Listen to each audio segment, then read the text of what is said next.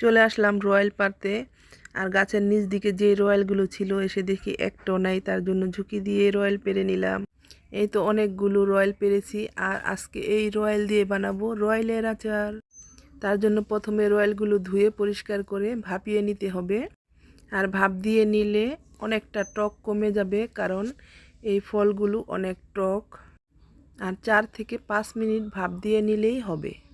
এদিকে প্যানে দিয়ে দিলাম সরিষার তেল অল্প পরিমাণ, 2-3টা তেজপাতা, এলাচ, দারচিনি আর সিদ্ধ করে রাখা রয়্যাল, সাথে চিনি। আর চিনির পরিমাপটা যদি বলি, 1 কেজি রয়্যালের জন্য 250 থেকে 300 গ্রাম চিনি দিলেই হবে। সাথে হাফ চামচ লবণ, 1 চামচ মরিচের গুঁড়া। আর আপনি যদি ঝাল পছন্দ না করেন তাহলে মরিচের গুঁড়োটা না দিলেও হবে। আর এটাকে একটা ঢাকনা দিয়ে ঢেকে দিব। আর চিনি আর রয়্যাল থেকে কিন্তু অনেকগুলো পানি বের হয়েছে। আর এই পানিগুলো শুকাতে শুকাতে আমরা একটা মশলা বানিয়ে নেই।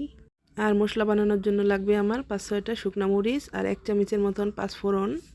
এটা কিছুক্ষণ ভেজে নিতে হবে। আর ভাজা হয়ে গেলে ব্লেন্ডারে গুঁড়া করে নিলাম, বেশি মিক্স করার দরকার নেই। এদিকে আমি আচারের আস্ত মশলাগুলো উঠিয়ে ফেলে দিলাম। আর এখানে গুঁড়া করা মশলার থেকে অর্ধেকটা মশলা দিয়ে দিলাম। কিছুক্ষণ নেড়েচেড়ে মিশিয়ে নিলেই হয়ে যাবে আমাদের আজকের রয়্যালের আচার। তো আমার আজকের রয়্যালের আচারের ফাইনাল লুকস। আল্লাহ হাফেজ।